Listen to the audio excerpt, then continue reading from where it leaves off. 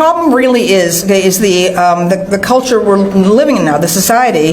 The economy has switched from the old manufacturing-based economy, into first the white-collar economy, and now into a tech-based economy. And so, it appears as if men are unnecessary to many women. But men go on at the working class level, playing the same role they always did. That's why I've tried to bring attention to this in my writing. When there's a flood, when there's an ice storm, when the electric wires fall, and you have a horrible, dangerous situation, who's going out there, in the middle of the night, and risking their life, picking up these broken wires and restoring power, in the most brutal conditions? It's men, right? It's men who are maintaining the infrastructure. It's men who are operating those cranes. It's men who are up there washing the windows, at the 20th floor, installing the panes of glass, and so on. And I'm sick and tired, of the parasitism, of the upper middle class, both male and female, which fails to notice, how many benefits are flowing from the age-old labor and risk-taking of men.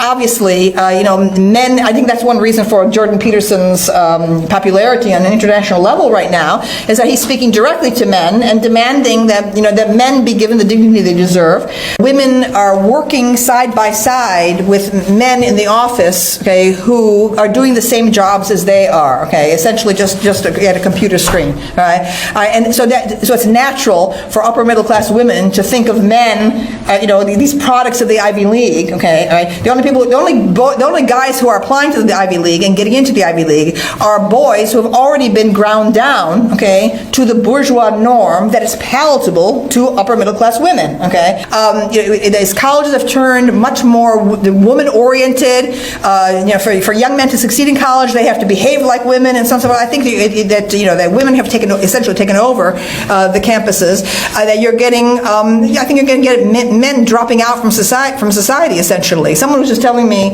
the other day about the sudden resurgence, in Hell's Angels, as a worldwide phenomenon. The Hell's Angels, on motorcycles, and I said, "Ha! The men are rebelling. The men are dropping out and rebelling." All right. And the person said to me, "Well, isn't this dangerous?" And I said, "No." I said because when civilization falls, as it will inevitably, the only people who will protect us, and keep everything together are the Hell's Angels on their motorbikes, and so on. That's what we're going to have, because we know the police are not going to be able to contain. It's going to be like Mad Max, the Mad Max films, when everything degenerates. I just think we're in this terrible moment, where women are rising and ascendant, and female manners are dominant. But inevitably the cycle will turn. In the general collapse of culture. I can imagine.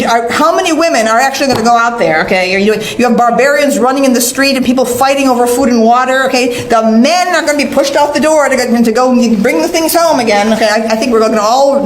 So I think civilization is constantly replaying and relearning lessons. So it's not a great time to be a man of the middle class. Right now. I'm very concerned. About morale. What middle class feminists are demanding in a man. Is a total erasure of all genuinely masculine aspects, because they are projecting this whole notion of toxic masculinity. Again, I think that's just a backwards way of approaching the issue of ethics. That is a terrible thing. I think it's a horrible phrase, toxic masculinity, because it implies that masculinity, at its heart, is poisonous. Now, what kind of a message is that to broadcast to students in public school and later on in college? What does this do to the sense of stable male identity? I think it's absolutely wrong. I think it's evil. It's really evil. I think it's the result of unclear thinking. I think that hooliganism, and abusive behavior, should not be tolerated anywhere.